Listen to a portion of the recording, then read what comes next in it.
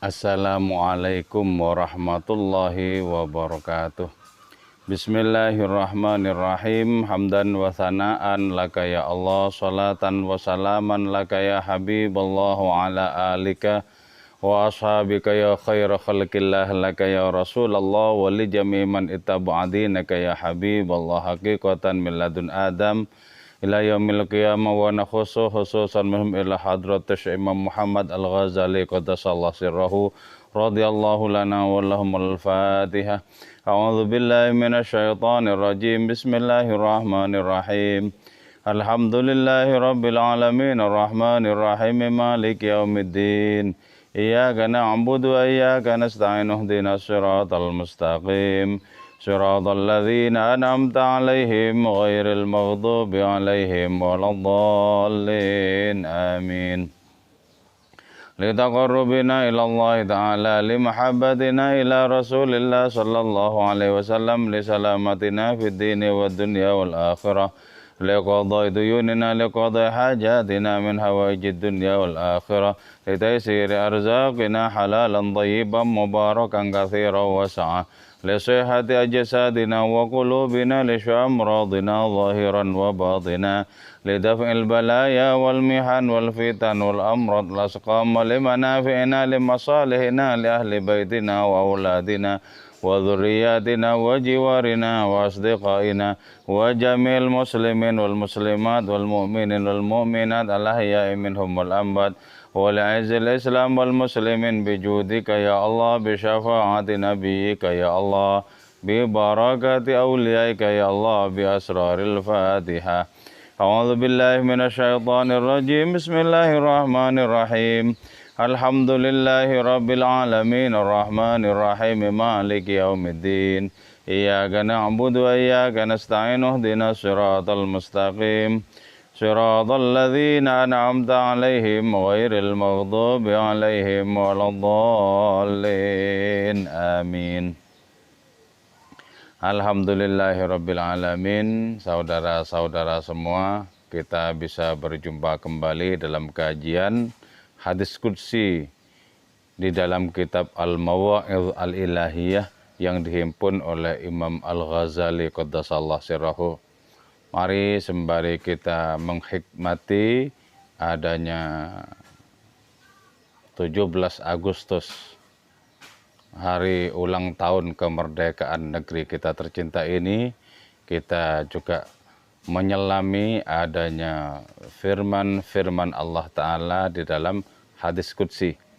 Moga-moga kajian ini menjadi manfaat bagi diri kita, menjadi barokah untuk kita, juga untuk keluarga kita semua.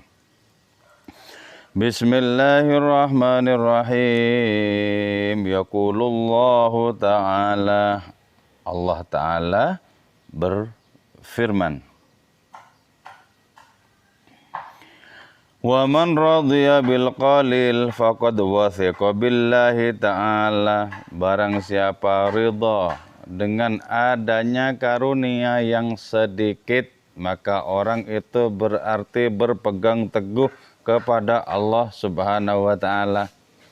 Oke ya, ada orang yang mendapatkan jatah berlimpah dari karunia materi, ada orang yang mendapatkan jatah yang sedang, ada orang yang mendapatkan jatah yang serba kekurangan. Nah, sesungguhnya kebersandaran kita terutama bukan kepada jatah-jatah yang melimpah itu, bukan kepada jatah yang cukup itu. Kita mesti melakukan lompatan dengan bersandar kepada pemberi rezeki itu sendiri, pembagi jatah itu sendiri, yang tak lain adalah Allah Subhanahu wa Ta'ala. Tapi ini tidak mudah, sebab kebanyakan kita itu hitung-hitungan dengan perkara jumlah. Jumlah dari kadar rezeki yang kita terima. Jadi selama kita itu hitung-hitungan dengan jumlah, maka selama itu pula kita merasa gagah ketika rezeki kita itu banyak, dan kita merasa habis ketika rezeki kita itu sedikit. Nah, seharusnya kita bersandar kepada yang maha kokoh. Sebab rezeki itu betapapun banyaknya tidak bisa dijadikan sandaran. Kalau Allah Ta'ala berkehendak, rezeki sebanyak apapun bisa lenyap seketika. Kalau Allah Ta'ala berkehendak, rezeki sesedikit apapun bisa menjadi sarana kita bertahan mensyukuri kehidupan diri kita. Nah, kalau misalnya ya, kita mendapatkan jatah yang sedikit, tapi kita ridho dengan Allah Ta'ala yang memberikan takaran jatah yang sedikit itu, maka berarti kita sungguh-sungguh berpegang teguh kepada Allah Ta'ala. Kita bukan terutama berpegang teguh kepada jumlah jatah yang banyak dari karunia materi itu. Nah, ini sangat penting. Sangat penting kita bersandar kepada pemberi jatah itu, bukan kepada jatah itu sendiri, tapi bersandar kepada sang pemberi jatah. Nah, ketika kita bersandar kepada sang pemberi jatah, kita merasakan bahwa hidup kita itu aman. Hidup kita itu berbahagia. Karena pelindung kita itu adalah Tuhan yang memberikan jatah itu. Jadi tentram diri kita. Nah, ini yang disebut sebagai lompatan rohani. Lompatan rohani. Jadi kita melampaui, melangkai adanya kebersandaran terhadap jatah yang melimpah itu.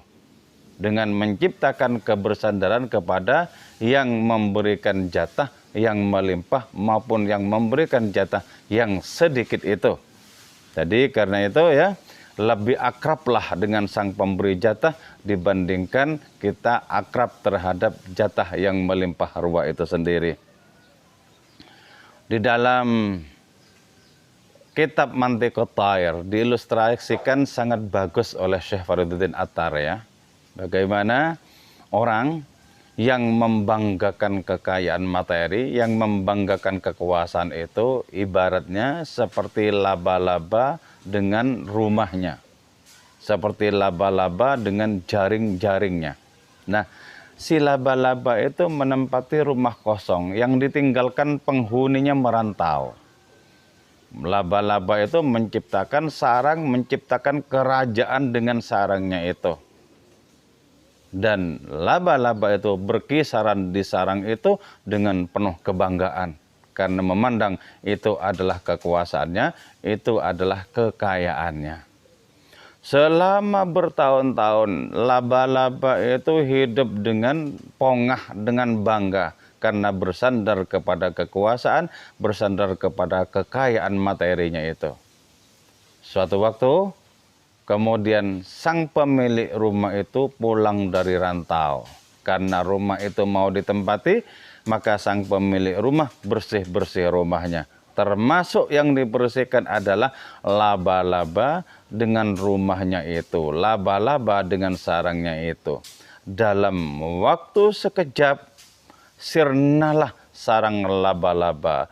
Rusaklah rumah laba-laba. Termasuk juga laba-labanya sekalipun. Jadi di dalam sekejap mata sirna. Nah, itu perumpamaan dengan adanya orang yang membanggakan kekuasaan dan kekayaannya. Kalau Allah Ta'ala berkehendak bisa lenyap di dalam waktu yang sangat singkat. Jadi karena itu jangan bersandar kepada adanya jatah yang melimpah ruah. Bersandarlah kepada pencipta jatah itu, pembagi-bagi jatah itu, yaitu Allah Subhanahu wa Ta'ala. Tentram hidup kita kalau begitu. Ya bani Adam, wahai manusia, anta bima ta'lamu la ta'mal. Engkau tidak mengamalkan ilmu yang engkau ketahui, ilmu yang engkau miliki. Jadi ya, ini tentu saja tidak menunjuk kepada seluruh manusia, tapi kebanyakan manusia. Moga-moga tidak termasuk kita. Jadi, wahai manusia, engkau tidak mengamalkan ilmu yang engkau miliki. Jadi kebanyakan ya, ilmu itu menjadi aksesoris. Ilmu itu hanya merupakan hiasan pengetahuan. tidak secara otomatis kemudian ilmu itu diimplementasikan di dalam bentuk amal.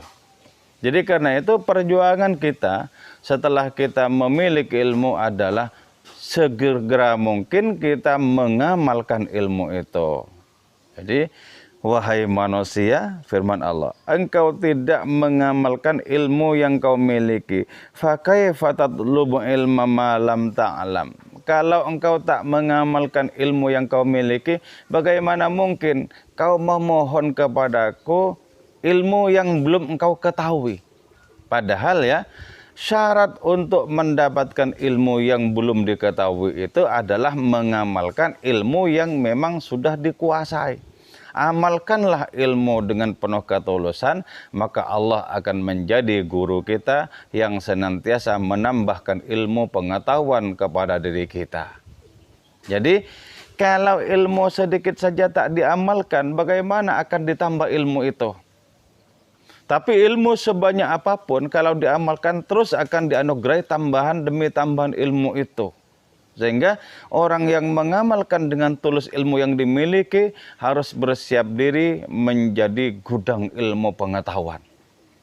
Jadi Allah Ta'ala dengan demikian sedemikian respon terhadap orang yang mengamalkan ilmu yang dimiliki itu. Tentu saja ilmu yang dimaksud adalah ilmu yang mengandung adanya kemanfaatan, ilmu yang di dalamnya mengandung keberkahan, ilmu yang berguna bagi sesama, minimal berguna untuk diri sendiri di hadapan Allah Subhanahu wa Ta'ala. Jadi karena itu ya, Allah Ta'ala itu membuka pintu ilmu lebar-lebar terhadap orang yang mengamalkan. Bahkan kalau ilmu yang diamalkan itu adalah ilmu rohani, maka akan ditambahkan pula ilmu rohani. Kalau ilmu yang diamalkan itu adalah ma'rifat, maka akan ditambah lagi ma'rifat. Kalau ilmu yang diamalkan itu, dihayati itu berkaitan dengan rahasia keilahian, maka akan ditambah pula ilmu yang mengandung rahasia keilahian.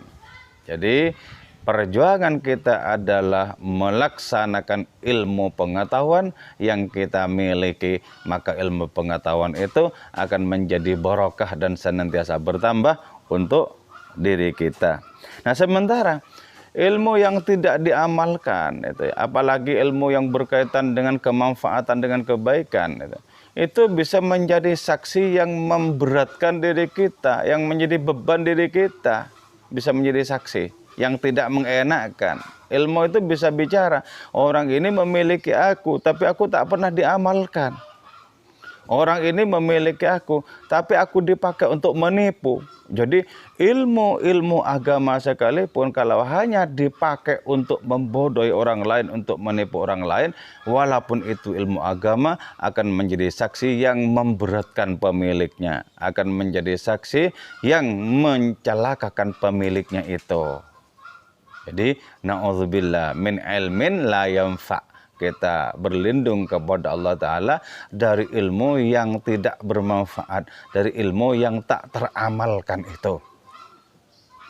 Sebab ilmu itu seperti pisau bermata dua, yaitu bisa menjadi saksi yang menguntungkan kalau ilmu itu kita amalkan dengan penuh ketulusan, bisa menjadi saksi yang menjerumuskan kalau ilmu itu kita jadikan marana dan tak terimplementasikan di dalam kehidupan diri kita.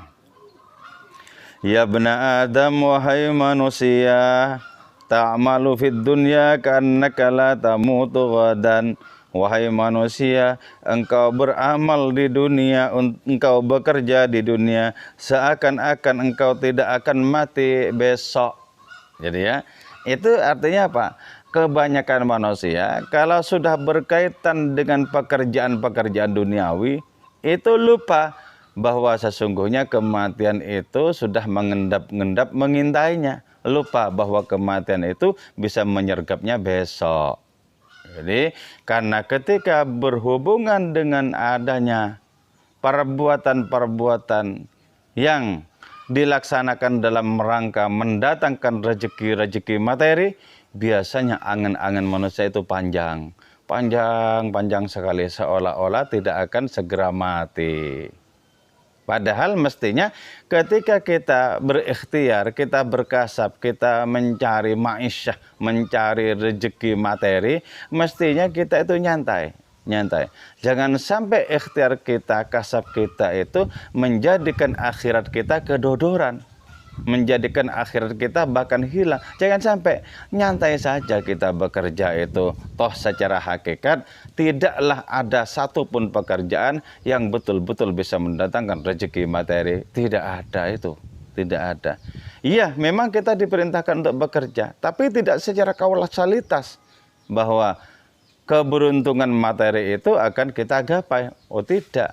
Jadi kita bisa meniru profesi orang lain, bisa meniru adanya ikhtiar dan kasab orang lain, tapi kita tidak bisa meniru keberuntungan orang lain. Sama sekali itu tidak bisa. Jadi kita berikhtiar secukupnya, dan itu tidak membuat kita terhalang untuk melaksanakan ibadah-ibadah kita kepada hadiratnya itu. Jadi nyantai saja. Toh sesungguhnya jauh sebelum kita manusia itu dilahirkan, jatah rezeki itu memang sudah ada kok. Sudah ada jatah rezeki itu. Dan tidak mungkin pagar takdir Tuhan berkaitan dengan rezeki itu bisa kita jebol dengan semangat ikhtiar kita, dengan semangat kasab kita. Tidak bisa kita jebol. Itulah sebabnya kitab Hikam itu menyatakan bahwa sawabiqul himam la tukhriku aswarul aqdar. Semangat menggebu-gebu tidak mungkin bisa menjebol pagar takdirnya Allah Subhanahu wa taala. Jadi tidak mungkin bisa dijebol pagar takdir itu. Terlampau kuat pagar takdir ilahi yang berkaitan dengan adanya ketentuan rezeki yang mesti kita terima itu terlampau kuat. Ya kita bekerja, memang harus bekerja karena kita diperintahkan untuk berikhtiar. Itu saja. Jadi ketika kita bekerja, sesungguhnya cuma satu hal yang menjadi dasar kita bekerja itu. Apa itu? Diperintahkan oleh Allah Ta'ala untuk berikhtiar, untuk bekerja itu. Jadi nyantai saja. Toh kegembiraan itu terutama terletak di lapang dada kita menerima adanya pembagian dari jatah karunia ilahi itu. Kalau kita bisa menerima, kita berbahagia kok. Seberapapun yang kita miliki, kalau kita masih merasa kurang, tidak mau menerima, kita akan tetap sengsara kok. Jadi na'udzubillah. Tsumma na'udzubillah. Wa tajma'ul mala ka'annaka mukhalladun abadan, dan engkau mengumpulkan harta benda seakan-akan engkau itu akan dikekalkan selamanya. Jadi ketika hasrat itu sudah begitu kuat untuk mengumpulkan harta benda, dan bersamaan dengan itu dimudahkan untuk mengumpulkan harta benda, maka di saat itu seseorang itu merasa akan hidup abadi. Tidak akan kena penyakit-penyakit, tidak akan mati, seolah-olah rezeki yang melimpah ruah itu bisa menebus seluruh sakitnya, menebus seluruh penderitaan fisiknya, bahkan menebus kematiannya, seolah-olah, padahal itu tidak mungkin. Tidak mungkin. Jadi karena itu ya, kita mesti sadar bahwa terutama di dalam hidup ini, tugas kita bukan mengumpulkan harta benda sebanyak mungkin sehingga kita tidak yakin bahwa kita akan mengalami kematian. Bukan.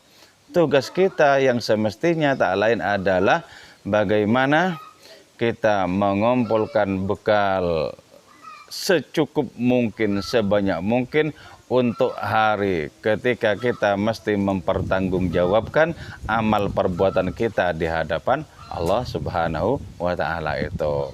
Jadi itu terutama tugas kita. Fatazawwadu. Maka ambillah bekal, wahai kalian umat manusia, dan sebaik-baik bekal, fa inna khairaz zadi taqwa. Sebaik-baik bekal itu adalah ketakwaan. ketakwaan. Jadi hidup yang sementara ini jangan sampai dikorbankan oleh adanya rasa silau terhadap adanya berbagai macam kekayaan materi. Jangan dikorbankan. Jangan dikorbankan. Jadi lahiriah dunia ini memang menggiurkan, tapi batiniah dunia senantiasa mengatakan, jangan kejar aku, jangan kejar aku akan membahayakanmu. Jadi karena itu dengarlah baik-baik suara batin dunia ini. Jangan hanya kita mendengarkan lahiriahnya yang tampak memukau bagi diri kita dan diburu oleh banyak orang dan sudah menjurumuskan banyak orang pula. Jangan sampai seperti itu. Nah, karena itu Allah Ta'ala berfirman, ya dunya ahrimil harisu alaiki, wahai dunia, halangilah orang yang tamak kepadamu. Jadi ya, orang yang tamak terhadap dunia lahiriah ini, dunia permukaan ini, kenikmatan yang centang, perenang dan fana ini, ya, oleh Allah Subhanahu wa Ta'ala diperintahkan kepada dunia untuk dihalang-halangi. Halangi itu. Jadi dunia ini kalau begitu sesungguhnya merupakan ujian kejelian penglihatan bagi diri kita. Kalau penglihatan kita jeli, maka jelaslah dunia ini sangat temporal, sangat sementara. Dan hanya orang yang kurang akal yang jatuh cinta kepada perkara yang temporal, kepada perkara yang fana. Adapun orang yang pandangan batinnya jernih, maka tentu saja akan jauh lebih cinta kepada asal-usul segala sesuatu, asal-usul keindahan, asal-usul kenikmatan yang tak lain adalah hadiratnya itu sendiri.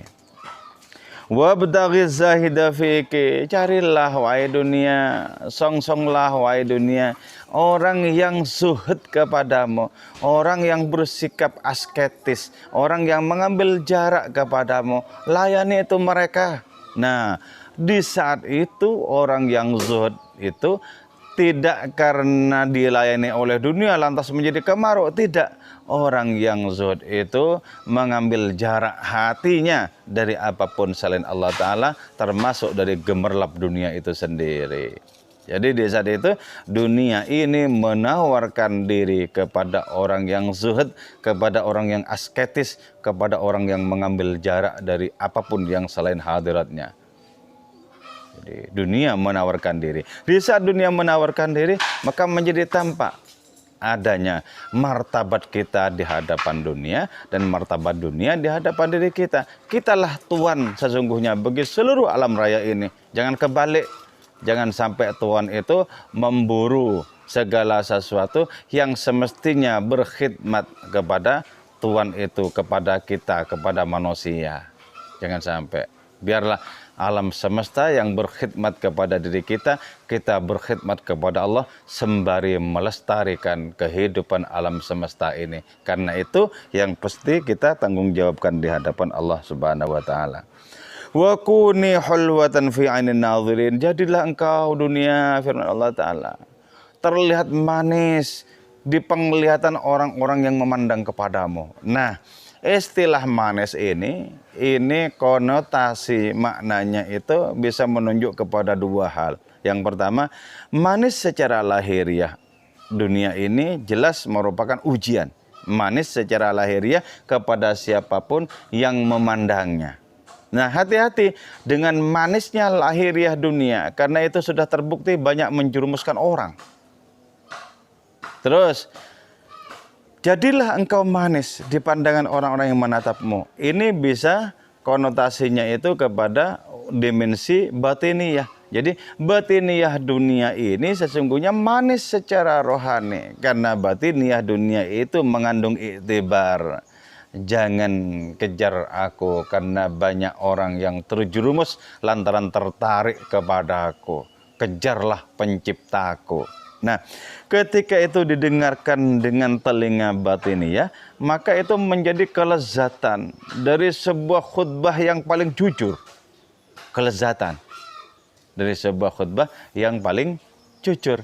Jadi jadilah engkau dunia manis di pandangan orang-orang yang memandangmu, yang menatapmu. Itu maknanya bisa merupakan ujian kalau tertuju kepada dimensi lahiriah, bisa merupakan peringatan iktibar kalau tertuju kepada dimensi batiniahnya. Oke, di dalam hidup yang sejenak ini, moga-moga kita lolos dari berbagai macam ujian dan derajat kita ditinggikan oleh Allah Subhanahu wa taala.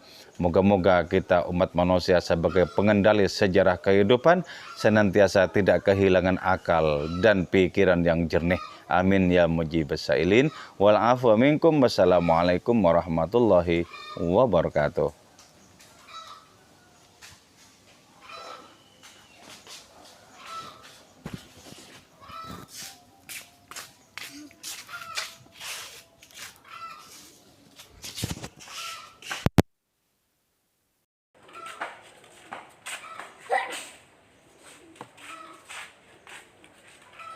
Tadi loh Aisyah terus